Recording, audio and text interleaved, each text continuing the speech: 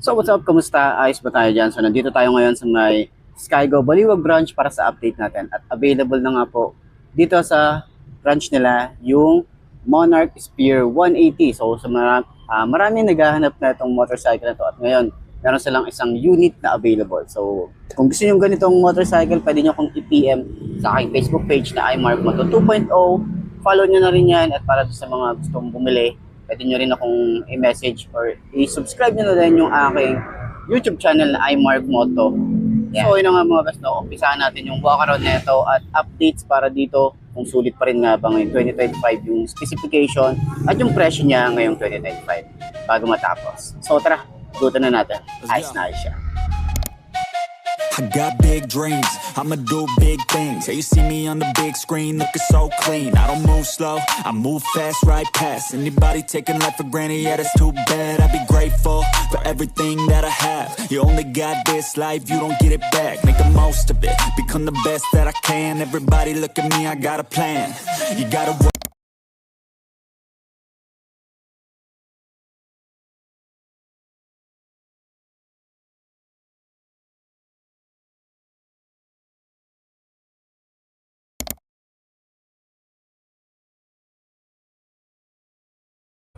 So yun nga mga boss, no, sa lahat ng mga nagtatanong, magkano nga ba ang ganitong motorcycle ito ay nagkakahalaga ng 106,000 kapag kinuha nyo ng cash? Siyempre, available din po yan sa installment. Ilalagay ko dyan sa screen nyo para at least meron tayong reference kapag kinuha nyo ng hulugan. So sa tingin nyo, sulit nga bang presyo niya? Comment nyo naman yan. At dun sa mga nakagamit na ng ganitong motorcycle, baka pwede nyo i-share dyan sa comment section. Ano nga ba yung mga naging experience nyo sa motorcycle ito? Ayos na ayos yan. Work hard, play hard, do it from the start. Cause how you do anything is everything, it's art. Stay consistent and do it every day. Don't let fatigue get in your way. Cause 10% of something is better than nothing. You better do something if you wanna be something. I can feel my stomach rumbling, I'm hungry. Big things coming, I ain't bluffing, yeah. No, I don't wanna stay the same, yeah. So I keep pushing through the pain, yeah. That's the only way to make a change, yeah. So I fight every day and train, yeah. It'll all be worth it. One day it'll all be worth it. So I keep pushing through the pain, yeah. That's the only way to make a change, yeah. I've had enough, I'm making my own luck. Adrenaline, my drug. I'm sick of feeling stuck. I got this, will not quit to the top, I promise. Cause I've had enough.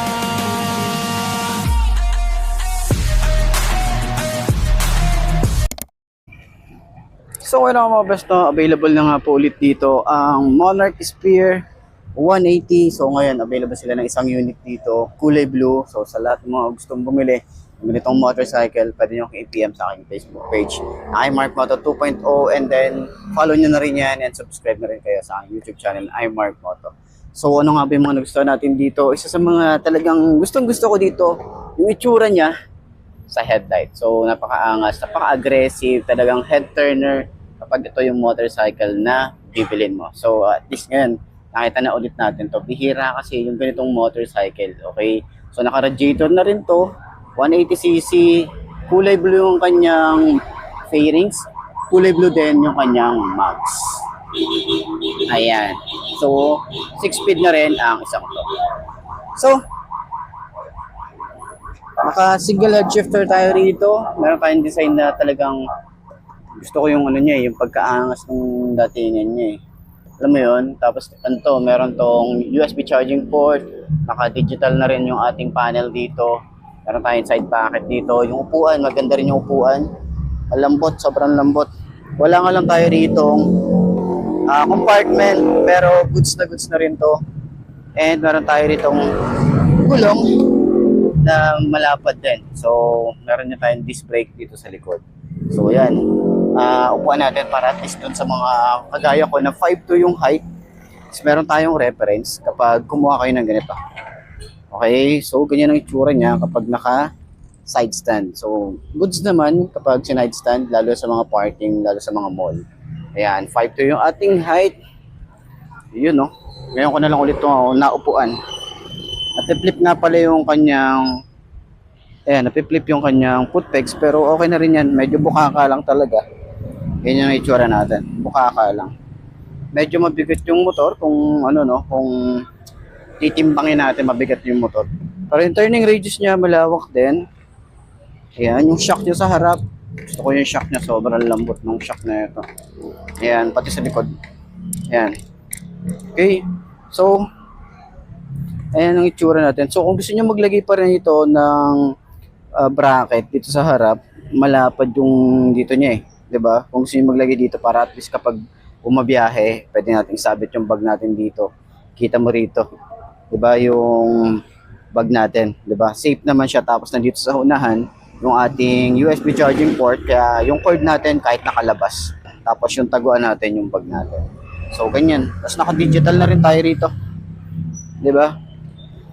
Gusto ko yung forma na ito eh. Napakaangas ng forma niya. So marami nang naglabasan na underbone talaga, na kiniklaim nila kung sino talaga yung pinakamalakas na underbone. So antabayan na natin. Maganda yung kompetensya yung mga ganitong motorcycle. So ayun, sa tingin nyo, sulit ka ba ang presyo at yung specification sa motorcycle na to? Comment nyo naman yan. Okay. So side stand natin, center stand natin. Ayan, medyo mabigat pero goods naman. Kailangan nyo lang talagang alalay. Ayos.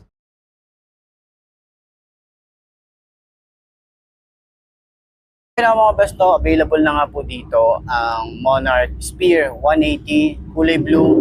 So tara, ikutan natin para at least malaman natin kung ano nga ba yung kabuuan ng motorcycle na to. Lalo na mga bagong nanonood sa ating YouTube channel, Facebook page. Ayan, so tingnan natin ano nga bang meron dito. Umpisa na natin, walk around na natin. Nice siya.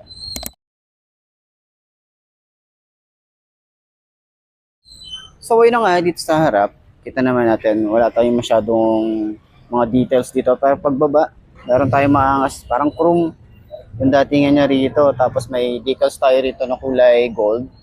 Pag ganyan naman yung design niya. And then meron tayong headlight dito na LED. Ayan, meron sa ibaba na LED, daytime running light. Maangas yung kanyang datingan, napaka-head turner talaga. And mga design, meron tayong combination ng matte finish. Pati yung pinaka-design dito, napaka-minimalist lang kasi nga wala halos dito na decals. Ayan, may Spear 180 lang dito, and kulay gold. Angas ng kanyang emblem para sa Monarch. Ayan. Signal light dito, LED rin yan, naka-radiator na rin tayo rito. Kagandahan din dito, meron na rin tayo ritong cover para sa radiator niya, para sa mga talsik na mga maliliit na bato. Naka-telescopic fork. Yung fender nga pala natin dito mahaba din. Tsaka maganda rin yung plastic na ginamit. Okay, yung kanyang tires, 90 by 80 by 17, tubeless na rin. Single pot caliper, single disc brake. Yung mugs niya kulay blue din, sumasabay dun sa fairings natin. Ayan. Dito naman sa side, sa makina, meron tayong Monarch na naka-engrave. Rear brake pedal natin dito, smooth naman. Ating foot pegs, napiplip naman din yan. Maangas din yung dating. Stylish din eh, no? Tapos yung ating foot pegs din para sa angkas, ito naman yung itsura niya. Yan, naka-single shock din tayo dito sa likod. Nasa center naman siya. Meron pala tayo rito maliit na tire hugger. Ito. And then yung tambucho, stylish din, tsaka mataas. Hindi siya basta-basta mapapasukan ng tubig kung ilulusong nyo sa baha. Masyado siyang mataas. Ayan. Swing arm, maganda rin, malapad, may single disc brake, naka-single pot caliper tayo rito. Yung ating tires is 120 by 70 by 70. Tubeless na rin. Ayan. Yuanqing yung kanyang brand. Ayan. Sa upuan, maganda yung upuan. Ganda ng leather na ginamit. May stitches din tayo rito. Ayan. So, yung foam niya rito talagang malambot. Sobrang lambot hanggang dito sa OBR. Maganda rin yung ating grab bar, para siyang Batman style. Oh. Ganda nung paint job din, kulay gray. Ayan. Maangas din yung ating taillight. Ayan. Ano naman siya, parang pa-star na yung dating. Ano. Ayan. LED rin yan, signal light niya, LED rin. May plate light din tayo rito, reflector. Lagayan ng plate. Yung ating fender is malapad din naman.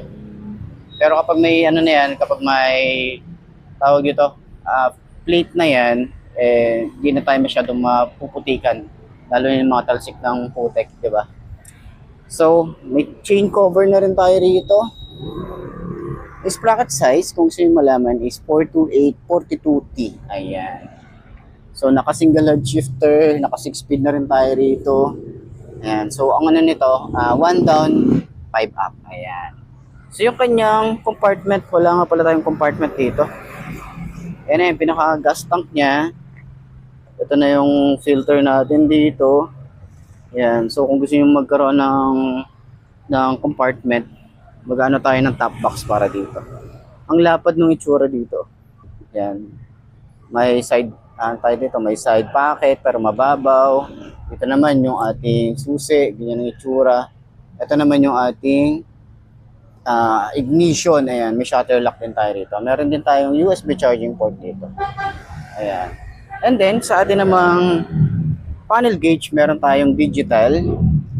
Ayan, complete details naman yan. May adjust dito. Ito yung adjust. Sa mga switches niya, ordinary plastic na ginagamit ni Monarch. Lever, malapad. Meron tayong kill switch. Park light, headlight and off. Electric starter. Yung throttle natin makapit din naman. Ayan, yung grip makapit. Yung throttle mababaw lang din. Flasher, meron tayo rito. High and low. Signal light. Busina. And then yung clutch natin dito. Smooth naman. Ayan. So, ayan ang itsura natin para sa Spear 180. So, kung gusto nyo kumuha ng ganitong motorcycle, pwede nyo akong i-PM sa akin Facebook page para ma-assist ko kayo and para ma-transfer ko kayo sa marketing nila. So, yun lamang po. Maraming salamat sa inyo. Aishan. So, yun ang mga best, no? Ito na ba ang motor na babagi sa'yo? Kung ito na nga ay markahan mo na at mag-subscribe ka na sa aking YouTube channel, i-click mo na rin notification bell para updated ka sa lahat ng videos na upload natin. Dito araw-araw sila yung tatandaan, wala sa front ng motor ang tatagal yan. Kundi na sa pag-aalaga mo yan, tatagal yan, ayos na ayos yan. So, kita na lang ulit tayo bukas. I'm Mark D. Ciao. Maraming salamat sa inyo. Babush. Haha.